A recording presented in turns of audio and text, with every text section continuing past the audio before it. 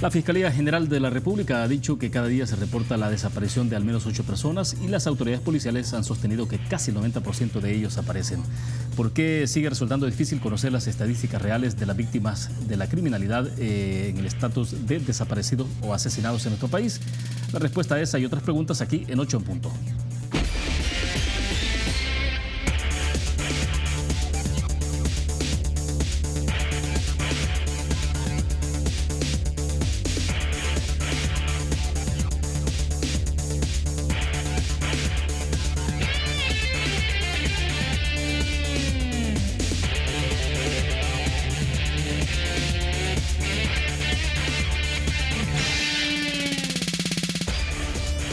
Buenas noches, bienvenidos a 8 en punto. En este martes, gracias por estar con nosotros. Con nuestro invitado de esta noche conversamos sobre el trabajo de la Fiscalía General de la República, la situación de violencia y la creación de la Unidad Especial para Casos de Desaparecidos. Queremos agradecer esta noche que nos acompaña en nuestros estudios Raúl Melara. Él es el Fiscal General de la República. Fiscal, buenas noches, bienvenido, un gusto. Buenas noches, gusto saludarlo. Gracias, igual. Bueno, tenemos varios temas en agenda, fiscal. Sin duda alguna hablaremos un poquito en detalle sobre la creación de esta unidad especial para casos de desaparecidos, pero me gustaría iniciar en principio sobre la pregunta que planteó al inicio de la entrevista y que tiene que ver con el tema de los desaparecidos. Usted en algún momento dijo entonces que tenía un reporte de al menos 8 desaparecidos, o por lo menos el reporte que podría ser denuncia, ¿no? Usted nos explicará eso. Pero, ¿qué es lo que está pasando en términos de los datos que se están conociendo? Porque hay ahí, de repente uno piensa si hay diferencias o no. Bueno, antes que nada, gracias, William. En el tema de los desaparecidos es un tema, en primer lugar, que hay que enmarcarlo dentro de un fenómeno que se ha venido dando por años y que de alguna u otra manera ha sido difícil identificar cuáles son los factores de que las personas estén o hayan desaparecido del país. Sí. En ese sentido podemos ver diversas causales. Obviamente hay personas a las que se les ha dado muerte, pero también hay algunas otras personas que han migrado de manera voluntaria o que han partido de manera voluntaria por distintos motivos. Hemos visto casos de personas que se han ido por deudas, porque quieren migrar a otro país, hasta por rechazo social, por sí, cualquier tipo de situaciones. Hay personas que deciden voluntariamente tomar camino sin dejar un rastro alguno. ¿Y lo hacen en total sigilo, sin comunicarle a la familia? Mire, a veces lo hacen en total sigilo y en algunas ocasiones lo comunican a la familia, pero hay motivos ulteriores. Estas cosas se van descubriendo con el paso del tiempo y es bueno saber las razones y tener las estadísticas de qué es lo que está pasando. Ahora, el tema realmente importante es cuando estas desapariciones son o por privaciones de libertad o por fallecimiento de la víctima. Estas son las que más nos preocupan y que todavía hoy, a este día, no podemos determinar cuáles son dadas por qué o cuál motivo. O sea, ¿cómo hacer la selección de los casos y establecer, por ejemplo, este tiene que ver, por ejemplo, con una privación de libertad? O sea, eso es parte de lo que se va dando y se tiene que dar a través de las investigaciones que se realicen a través de esta nueva unidad de búsqueda de desaparecidos. Sí, y antes de que entremos a la unidad en específico, fiscal, sí creo que es importante saber, porque cuando escuchamos las autoridades de la policía dicen que casi el 90% de casos que se conocen de desapariciones, pues resulta que estas personas aparecen, pero no sé si al final tienen unificada la estadística. Eso es parte de lo que debe de hacerse. Deben de unificarse los datos y tener pues una certeza mediana de qué es lo que está sucediendo para efectivamente poder atacar el problema a donde realmente está enfocada pues la razón por la cual se está dando el fenómeno de los desaparecidos. Habrá que verlo, ¿verdad? Y eso es algo importante y que se va a lograr con esta unidad. Entonces, si entramos en la materia, entonces la unidad de manera especial se integra únicamente por la Fiscalía, o ahí también estará integrada la Policía Nacional Civil. ¿Hay otras instituciones? ¿De qué manera se articula? Yo creo que es importante mencionar que esto nace a través de iniciativa de la Fiscalía General de la República de crear una unidad especial para resolver casos de desaparecidos, y en la cual se está utilizando un protocolo de acción urgente. Este protocolo ha sido realizado de la mano con expertos. UNODC ha estado involucrada en la realización del mismo y hay un instructivo. ¿Cómo va a funcionar? La persona se acerca a la Fiscalía General, o ya no va a tener que esperar ningún tiempo para que el fiscal tome en cuenta su denuncia. Antes se decía, no, mire, tienen que pasar X cantidad de horas para que nosotros comencemos a investigar. Esto ya no va a suceder. De inmediato se activa el protocolo, el fiscal comienza las investigaciones respectivas y esto en el plazo de 72 horas pasa a la unidad especializada. Esta unidad especializada activa este protocolo de acción urgente por un plazo de 30 días en el cual deben de realizarse todas las acciones necesarias para poder determinar qué es lo que ha sucedido. La persona automáticamente, que alguien pone la denuncia de un pariente, por ejemplo, de la desaparición, automáticamente entra en esa categoría de desaparecido. Obviamente automáticamente entra en esa característica. ¿Se coordina de inmediato con la Policía Nacional Civil o todavía no? Vamos a una segunda parte. Entra una característica de desaparecido, pero obviamente dentro de las investigaciones se va a tratar de resolver qué es lo que ha sucedido, y así se van a poder ir teniendo las estadísticas para ver exactamente cuáles son las razones del desaparecimiento de esta persona. Pero esta unidad no va a poder resolver el problema por sí solo. Es importante tener el apoyo de la Policía Nacional Civil, que haya una unidad al respecto que esté fortalecida para que pueda servir de brazo con la Fiscalía y realizar las investigaciones pertinentes. El uso de una unidad policial especializada en este tema, con el acompañamiento de los fiscales y sobre todo también el equipamiento tecnológico de la Fiscalía para poder dar con las personas desaparecidas en caso que éstas se encuentren enterradas u otros, es realmente importante. Necesitamos geolocalización, necesitamos satélites, necesitamos radares, necesitamos una gran cantidad de equipo que hoy por hoy no lo tenemos y que es importante poder pedir el apoyo para poder contar con ese recurso. Ahora bien, el año pasado, ¿cuántos registraron desaparecidos? 3.679. Con ese dato cerraron 2018. Ese es el dato que se maneja, así es. ¿Cuál es la estadística del presente año hasta ahora? A la fecha tenemos 1.811 desaparecidos, eso era hasta el día de ayer, y durante el mes de julio estamos hablando de 120 personas. Ahora bien, explíquenos esta parte que creo que es importante y es medular, ¿no? Entonces, porque en actualidad si alguien llega a la policía, está ocurriendo también con la Fiscalía, pregunto esto, de que se le establece, entonces se le da un plazo perentorio y le dice, bueno, vamos a dar, no sé cuánto están dando. En la Fiscalía horas, no sucede, en la Fiscalía no sucede, pero esto entra, se toma la denuncia y entra la investigación normal de la unidad correspondiente, pero no hay un protocolo de acción urgente en donde en el plazo de 30 días se pueda correr, por así decirlo, para realizar todas las diligencias necesarias y poder establecer el paradero de esta persona. Ahora, ¿cómo va a ser la Fiscalía en términos de la cantidad de personas que se necesitan o de infraestructura? Porque siempre hemos escuchado, y ustedes lo han reiterado, ¿no?, en otras oportunidades, de la falta de personal, de la falta de presupuesto para desarrollar el trabajo normal, digamos, entre comillas, y ya esto implica más responsabilidades, más funciones. Y eso se mantiene, William. Hoy por hoy no tenemos el presupuesto, pero sí tenemos la voluntad.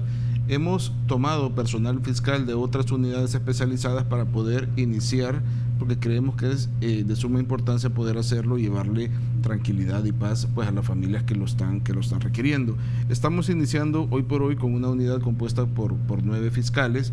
Estos fiscales van a tener presencia en San Salvador y van a haber fiscales en las 3 zonas del país: occidental, para central y oriental del país, para que puedan servir de coordinadores. Nosotros aspiramos a poder duplicar la cantidad de fiscales con el presupuesto del próximo año y fortalecer además otras unidades especializadas que también se necesita. De acuerdo, vamos a ir en este momento a la primera pausa comercial. Volvemos con más.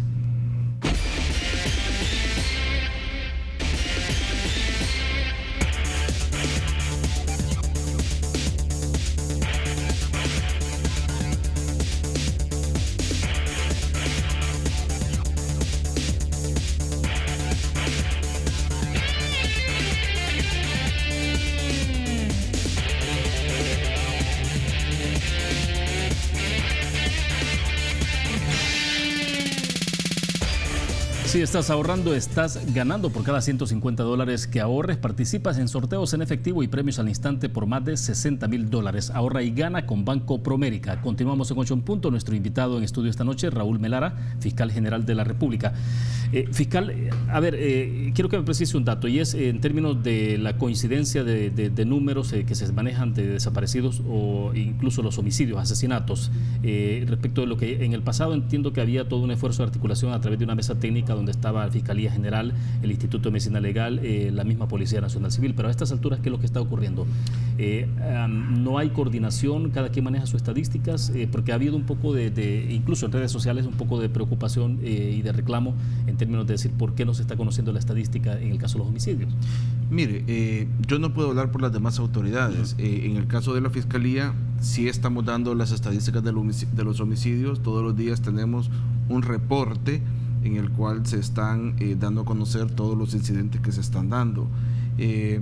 Creo que es importante decir, nos hemos reunido con el ministro de Justicia y Seguridad y hay un compromiso de ambas partes por sentarnos y ver la manera de coordinar no solo el tema de las estadísticas y datos, sino que los esfuerzos que por naturaleza deben de tener policía y fiscalía.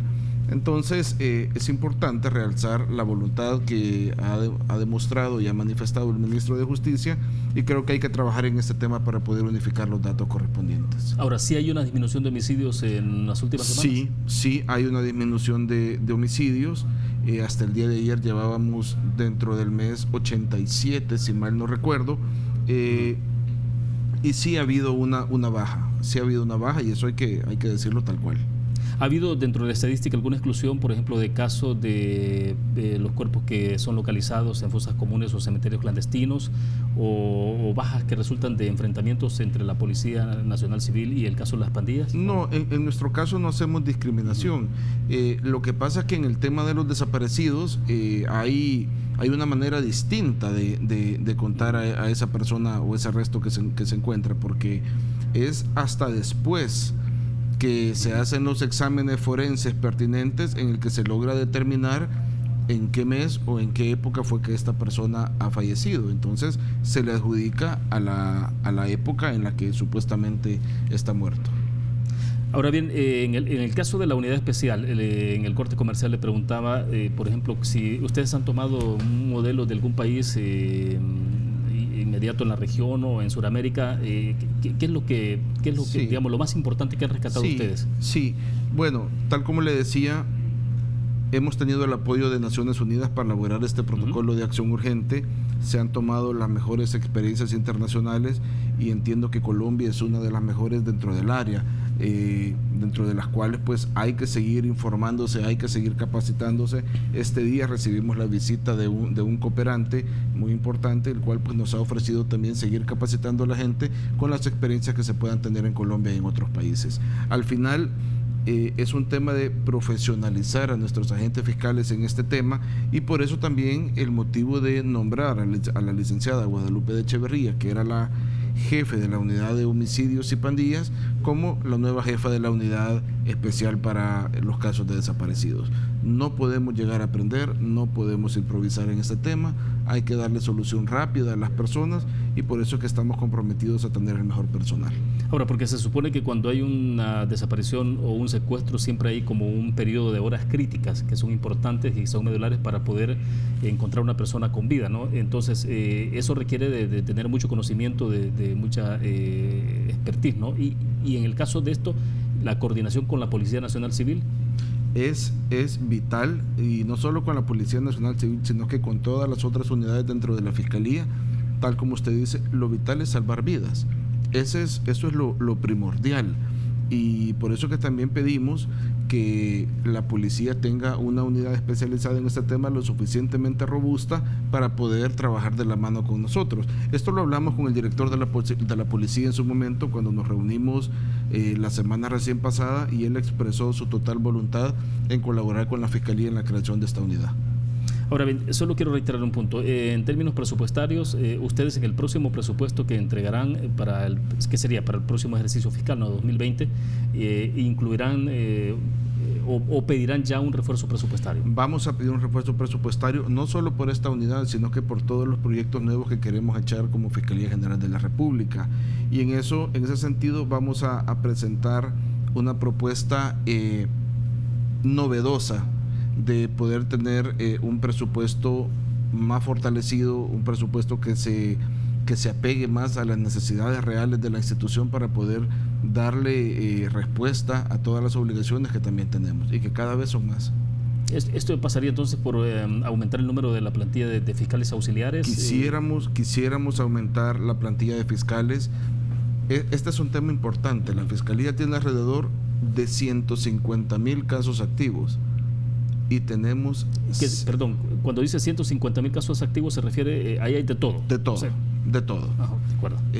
Y solo tenemos una plantilla de 700 fiscales. Entonces realmente es imposible darle solución a todos los requerimientos que tenemos. Necesitamos más personal y esto pasa por más recursos. Pero no solo hablemos de recurso humano, hablemos de recurso tecnológico. Claro. Necesitamos fortalecer la dirección de análisis técnico informático de la Fiscalía. Necesitamos migrar en el modelo de investigación y en la obtención de evidencias y pruebas que sean robustas para poder presentarlas en los casos judiciales. Entonces, esa es la visión con la cual estamos liderando en la Fiscalía y eso es lo que queremos heredar. Ahora, ¿para todo esto se necesita reforma de ley o no necesariamente? Se necesita, lo que más se necesita son recursos. Ahora, en el tema de los desaparecidos sí vamos a presentar algunas reformas de ley que todavía las estamos trabajando, porque en primer lugar el delito de desaparición de particulares no existe en el código. Hay que tipificarlo. Entonces estamos trabajando en una serie de reformas que van a ser presentadas prontamente a la Asamblea. Sí, porque me imagino que también estarán viendo en qué momento es que ya se considera definitivamente una persona desaparecida, porque incluso eso tiene otro tipo de implicaciones legales, sí, no sé, incluso lo que pasa es que hoy no se está persiguiendo al que coadyuva a la desaparición de una persona, ¿verdad? Entonces, ese delito tenemos que tipificarlo y eso es una de las cosas que pensamos hacer. Bien, tenemos otros temas que me interesa conocer con usted también, fiscal, y tiene que ver con el caso de qué es lo que está ocurriendo. Por ejemplo, hay 2 casos puntuales en donde ha intervenido la Policía Nacional Civil, ha habido intensos operativos. Me refiero al caso de los detenidos por el autobús en el Congo, en Santa Ana, que fueron llevados a los tribunales finalmente presentados por el delito de resistencia. Y hay otro más reciente que tiene también que ver con la patrulla de la Policía Nacional Civil que fue incendiada, ¿no? En esos casos, ¿qué es lo que está ocurriendo, fiscal? Bueno, yo le puedo hablar por lo que nosotros recibimos cuando las personas son presentadas. Recordemos que las detenciones en el término de la flagrancia son exclusivas de la Policía Nacional Civil. Sí. La policía, cuando realiza estas capturas, pues llena la documentación correspondiente y los presenta a la Fiscalía por determinados delitos. Y es así como nosotros realizamos las investigaciones y así se judicializa en los tribunales correspondientes. Eso es lo que yo le puedo decir. No podemos acusar a nadie más que no ha sido presentado pues por un delito en específico. O sea, estamos obligados, mejor dicho, a presentarlo por el delito por el cual están siendo detenidos y presentados a la Fiscalía. Ahora, evidentemente, entonces, en el caso del Congo, estas personas que fueron detenidas no fueron vinculadas con robo, tampoco con violaciones. Según el parte policial y la documentación presentada a la Fiscalía, no. Y en esos casos, ustedes entonces únicamente se limitan a lo que envía la Policía Nacional Civil. Exactamente, sí, porque tal como lo manifestamos, las detenciones en flagrancia son exclusivas de la Policía Nacional Civil y nosotros tenemos que actuar conforme a lo que ellos nos presentan. Ahora, diferente entonces cuando sale de la flagrancia. Distinto es cuando sale la flagrancia, en esos casos, previa una investigación fiscal, ¿verdad? Que es lo que corresponde, se hacen las investigaciones correspondientes a nivel de la Fiscalía General de la República y a las detenciones son por orden administrativa. Sí. Bueno, excelente. Tenemos que hacer otra pausa comercial. Cuando regresemos, me interesa, fiscal, que hablemos un poco de... Bueno, el país regresó después de la sanción que hubo de prácticamente la expulsión del grupo Egmont, el país ha regresado, ¿no? La Fiscalía está nuevamente. Entonces, si nos puede comentar cuando regresemos, ¿qué ha pasado finalmente estos días? ¿Cuál es el uso que se está haciendo sobre esto? O digamos, si hay alguna ventaja que le permite a la Fiscalía al estar dentro del grupo Egmont. Vamos a la pausa, regresamos.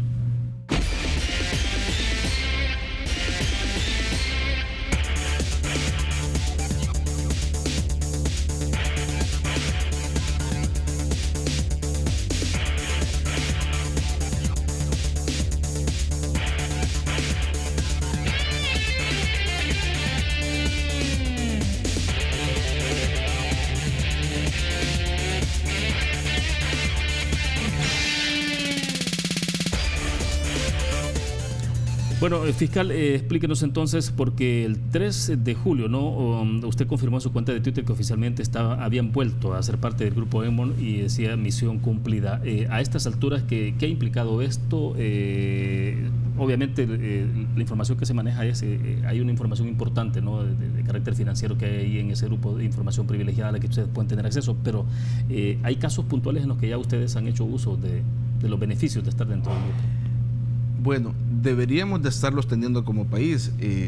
Si se recuerdan, una de las razones que motivó la reincorporación del país al grupo Egmont fue la reforma que se hizo y que le daba autonomía funcional a la UIF, ¿verdad? La Unidad de Investigación Financiera. Esa unidad actúa con total autonomía del fiscal general y realmente yo desconozco cuáles son cada uno de los procesos que la UIF al interior de la misma está analizando. Creo que eso es positivo. El fiscal general únicamente se da cuenta de eso pues cuando ya hay un reporte de investigación financiera que pasa al despacho pues para poder iniciar una investigación ya formal en sede fiscal. Del 3 de julio para acá no conoce. No obstante lo anterior, lo que pasa es que esos procesos son tardados, ¿verdad? No son automáticos, pero yo no dudo de que ya una vez esto se ha establecido, ya las distintas unidades de investigación financiera a nivel internacional con la de la Fiscalía General de la República ya puedan estar compartiendo información de una manera mucho más expedita. Ahora, estamos hablando de información privilegiada en términos de seguimiento por situaciones, por ejemplo, lavado de dinero, ¿no? Mire, estamos hablando de toda información de carácter financiero que sea requerida entre las distintas unidades financieras de los países que conforman Grupo Egmont. Información que es fundamental, pero que también es confidencial, que no puede ser utilizada más que para hacer los análisis de inteligencia financiera que cada una de las unidades realiza. Bueno, excelente. Yo creo que hay otros casos que podríamos revisar y conversarlo con usted y que tiene que ver este caso que ocurrió de la posibilidad de que en el caso de Annalise de Saca, fiscal se declarara culpable de lavado, que obviamente fue un caso que se frustró, trascendió en su momento de que había ahí, pues que estaba la firma, que había intento de negociar y que a cambio se reduciría la pena. ¿Efectivamente hubo intento de negociar en ese caso o no? Sí, hubo un preacuerdo para otorgar un procedimiento abreviado a la señora de Saca, en el cual pues la defensa se comprometía a responder civilmente por una cantidad que rondaba los $17 millones y después se retractaron. Cuando ese retracto se da, pues nosotros también nos retractamos de seguir con el proceso abreviado porque no justificaba otorgar un beneficio penitenciario si no se recuperaba la plata pues por la cual ella estaba siendo procesada. ¿El acuerdo que se había logrado en ese momento tenía que ver con la pasada administración de la Fiscalía? El acuerdo que se daba en ese momento inició con la anterior administración de la Fiscalía. De alguna manera pues se concretó de palabra, pero fue ratificada por esta administración. ¿Y en el caso de su administración entonces qué fue? ¿Es una especie de rectificar la plana o qué? Es una especie de mandar un mensaje, ¿verdad? Que todos aquellos que están vinculados a actos de corrupción de alguna u otra manera deben de responder, porque en este caso iba a ser una pena realmente simbólica, pero el Estado no iba a recuperar nada. Entonces realmente el Estado no estaba ganando nada. Los procesos abreviados son utilizados internacionalmente y creo yo que son una herramienta efectiva para poder llevar responsabilidad a todos los que han cometido algún delito, pero también debe de existir algún tipo de reciprocidad para que estos pues, puedan tener el efecto que la gente desea. ¿Y qué tanto existe la posibilidad de recuperación de dinero? ¿En qué caso? ¿De qué va a depender? ¿Es el caso de la señora de Saca? Bueno, de las investigaciones que se siguen haciendo para ver si se encuentran bienes o si ellos de manera voluntaria pues los devuelven. Ahí deberá de hacerse, se deberá de seguir investigando para ver qué bienes existen. Ya, cuando usted observa un poco el planteamiento que hay alrededor de redes sociales, fiscal, hay se expresan, no sé, algunos dicen un poco de preocupación de cómo está avanzando la Fiscalía en la investigación de hechos de corrupción. ¿Cómo responde usted a quienes dicen, bueno, hemos visto que hay un poco se está manejando mucho más lento ahora? Lo que pasa es que hoy lo que no se está haciendo es exponiendo mediáticamente los casos que se están procesando. Pero si alguien ve de manera objetiva cuáles son las estadísticas y cuáles son los casos que se han procesado en los últimos años y cuáles son los que se están procesando, se han presentado a los tribunales en esta administración, en el plazo en el cual pues este servidor tiene funciones, verán que los avances no son pocos. Se sigue trabajando, se siguen procesando y vienen casos por delante. Lo que pasa es que las investigaciones a veces llevan lo que llevan. Hay algunos casos que fueron heredados de la administración anterior que judicialmente están en un plazo de instrucción que es de 1 año y que a veces se tiene que prorrogar porque hacen falta recibir información o investigaciones pendientes. Entonces, no es un tema de que no se esté haciendo nada. Estamos trabajando y los resultados más temprano que tarde se van a ver. ¿De qué casos se podría estar hablando? Bueno, estamos hablando como casos en los cuales, aunque no hemos tenido un resultado, como el caso Taiwán, estamos hablando del caso del expresidente de la Corte, Hernán Contreras, estamos hablando de algunos otros casos de lavado que también se han presentado y que quizás no han tenido la connotación mediática, pues porque no es característica de este servidor hacerlo así. Nuestra obligación, siento yo como institución, es presentar los casos a los tribunales y que estos se ganen ahí, que se procesen con la mayor normalidad, respetando el derecho de inocencia de cada una de las personas. En el caso de Taiwán y el caso del Partido Arena, ¿hay ya una responsabilidad directa sobre el Partido Arena? Sí, hay una responsabilidad que fue dictaminada por la Cámara Segunda de lo Penal, en la cual ya se les convoca a los representantes de Arena para que se apersonen a la audiencia especial que se va a seguir para dictaminar el tema de la responsabilidad civil, y eso así lo vamos a seguir. Ahora bien, pero entonces la diferencia, entonces usted insiste en que es más el hecho de que usted no está exponiendo los casos en términos mediáticos. Yo creo que es un tema de percepción, pero al final a la institucionalidad lo que le sirve es que los casos se lleven a los tribunales y obviamente se ganen cuando se tenga la razón, y eso así está pasando. Ahora, sí se puede hablar entonces de recuperación a futuro, de recuperación de dinero. ¿A cuánto asciende lo que se puede haber recuperado en este momento y que tiene que ver con hechos de corrupción? Uy, ese es un dato realmente que no lo tengo en la fecha, lo di la semana pasada, pero le mentiría. Pero sí, los casos se van a procesar. En el caso de recuperar el dinero, vamos a seguir todas las instancias y todos los procesos que sean pertinentes para poder recuperarle pues toda esa plata que ha sido desfalcada al Estado. Bueno, nos vamos a sacar en ese punto, hacemos otra pausa comercial, volvemos con más.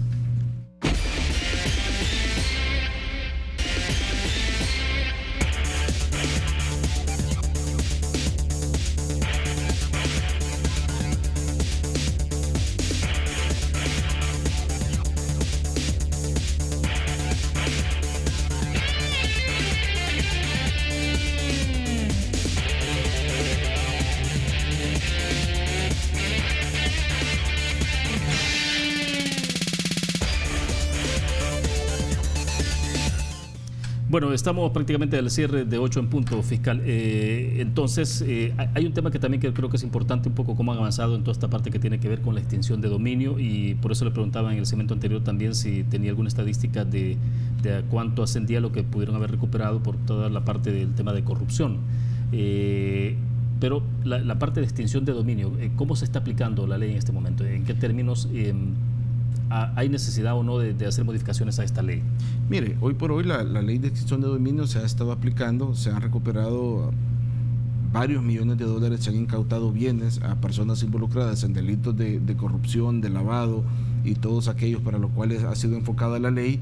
Y yo creo que sí es importante que se pueda hacer un estudio no solo de cómo se está aplicando, sino que cuáles son las reformas que pudiese tener esta ley de extinción de dominio, y lo aclaro, a manera de clarificar su uso, de hacerla más eficiente y nunca para debilitarla, porque hoy por hoy, y así lo hemos hablado inclusive con jueces, hay alguna discrecionalidad tanto de parte de la Fiscalía General de la República como del órgano judicial en la manera de aplicarla.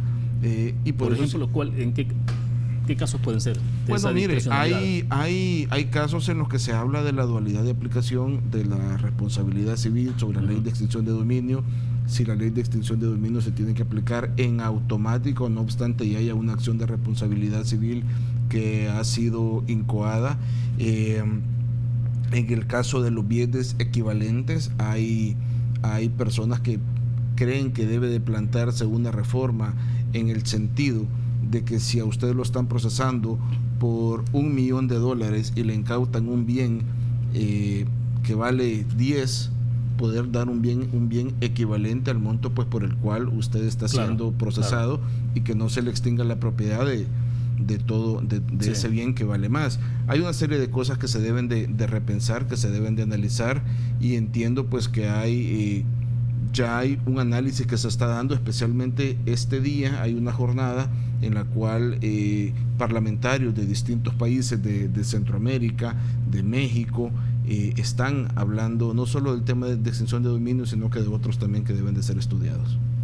Ahora bien, se había expresado en algún momento un poco de inquietud sobre el tema de ley de extinción de dominio en la parte que tenía que ver con el hecho de que, por ejemplo, cuando se interviene a alguien en un proceso, ¿no? Se interviene justamente en las propiedades. Se considera ahí, usted decía el caso de que puede ser por $1 millón, pero la propiedad o una empresa que está interviniendo cuesta 10, 15 millones de dólares, ¿no? Entonces le intervienen todas. Pero hay casos también, por ejemplo, donde hay propiedades que fueron adquiridas por esa familia o por esa persona y que son herencias. Bueno, ocurrió un poco con lo del caso de Francisco Flores, ¿no? En esos casos, ¿cómo establecerse? ¿Puede ser una diferencia? Decir, bueno, porque esa propiedad ya la tenía esta persona, no forma parte de la posibilidad de... Si lo que pasa es que hoy se está ocupando la teoría de que con $1 que usted le haya invertido, $1 mal habido, que usted le ha invertido esa propiedad prácticamente queda contaminada. Es una teoría que se está aplicando, y eso es lo que ha sucedido con el caso del expresidente Flores y con otros casos, hay que decirlo. Y por eso creo que es importante poder analizar cuál es la mejor manera de aplicarla, precisamente para evitar caer en algún tipo de arbitrariedad u otros. Creo que la ley es importante. El Salvador debe de tener una ley de extinción de dominio que sea fuerte, pero la mejor ley es la que es más clara y no da lugar a discreción, tanto en la aplicación por parte de la autoridad como la Fiscalía General y también de los jueces de la República. Ahora, ¿las modificaciones que se puedan hacer a la ley de extinción serían a iniciativa de la Fiscalía o es porque ya hay propuestas en la Asamblea Legislativa? Hoy por hoy no estamos pensando nosotros en presentar una propuesta de reforma a la ley de extinción. Entiendo, tal como lo dije, que hoy hay un foro en el cual pues se van a tocar algunos temas, y entre ellos la ley de extinción de dominio y la aplicación que han tenido a nivel de estos países, y pues no sé si de ahí podrá salir algo o no. ¿En este foro ha habido opinión de la Fiscalía General? En este foro hay participación de la Fiscalía General, pero solo en el área de trata y tráfico de personas, que es otro tema que se está tocando. Sí. A propósito de foros, este mismo día se ha desarrollado un foro interesante en el país fiscal que tiene que ver con, estuvo un representante de la Oficina del Alto Comisionado de Naciones Unidas para los Derechos Humanos, y ahí había un poco de crítica sobre la actuación de las Fuerzas Armadas en materia de seguridad en El Salvador. Se estaba hablando de la necesidad de que más bien cada vez más la tendencia sea a sacar al ejército de las calles, pero una situación excepcional que tenemos en el país, por ejemplo, obviamente dicta lo contrario, ¿no? Bueno, México lo ha tenido que hacer incluso. Entonces, en esos casos particulares, ¿cuál puede ser la sugerencia o recomendación de Fiscalía? Mire, es un tema bien complicado, ¿verdad? Es un tema bien complicado porque hoy por hoy creo que las características del país requieren que la Fuerza Armada esté presente en las calles dándole seguridad a las personas. A veces la realidad priva sobre lo ideal o sobre el deber ser, y yo entiendo pues que el gobierno está haciendo en ese aspecto pues el uso de las herramientas necesarias para poder brindarle seguridad a toda la población. Hoy por hoy, yo en lo personal creo que la Fuerza Armada tiene una razón de ser. Entiendo también que esto debe de ser evaluado en su momento por la Asamblea Legislativa, y al final serán ellos los que decidirán qué es lo correspondiente. ¿Cómo se evita la posibilidad de que puedan haber algún abuso, por ejemplo, en el tema de derechos humanos? Mire, esto pasa por la educación, ¿verdad? Yo estoy claro y estoy convencido de que la labor final de la Fuerza Armada no es la seguridad pública, ¿verdad? Pero bueno, es lo que decimos, hay necesidades que deben de ser cubiertas, y si no es posible solo con la Policía Nacional Civil, pues habrá que tomar algún otro recurso para hacerlo. A las violaciones de los derechos humanos siempre estamos expuestos, pero creo que depende de cada una de las instituciones concientizar, educar y formar de la mejor manera su recurso humano para que esto no suceda. Ahora, en algún momento en las discusiones que hay sobre la realidad que está viendo nuestro país en el tema de la violencia y la inseguridad fiscal, en esos encuentros en los que usted ha participado, ¿se ha abordado en algún momento determinado la posibilidad de establecer estados de excepción focalizados en el país? No es un tema que se haya tocado, y yo creo que hoy por hoy no es conveniente todavía hacerlo. ¿Por qué no sería conveniente? Creo que hay que dejar que el gobierno trabaje bajo una situación de no limitación de los derechos de ninguna persona a esta fecha. Creo que el país tiene la capacidad de darle respuesta a la gente, por lo menos del lado de la Fiscalía creo que estamos tratando de hacerlo, y creo que tener estados de excepción en zonas sería un último recurso a aplicar. En el tema de una posibilidad de renunciar, de que el país renuncie a acuerdos internacionales o a tratados internacionales en materia de derechos humanos. Esa es una decisión que tiene que tomar la Asamblea Legislativa. Mientras tanto, ¿cómo está viendo entonces en perspectiva el país con todas las acciones, sobre todo con el plan control territorial y la articulación que está viendo desde el Ejecutivo entonces en la parte de la Fiscalía?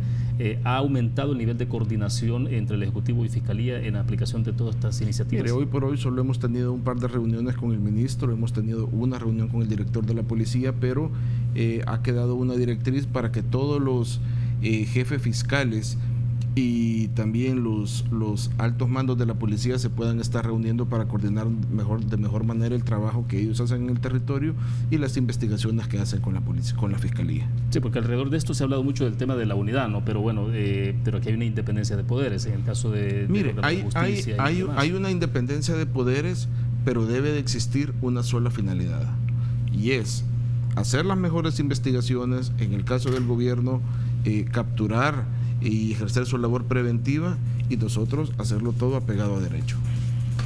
Bueno, excelente, se nos agotó el tiempo, fiscal, un gusto que haya participado esta noche, William, con nosotros. Un gusto saludarle, gracias. Bueno, perfecto, gracias a ustedes también, esperamos que descansen durante la noche, nos vamos a ver mañana siempre en 8 en punto, gracias por su fiel sintonía, buenas noches.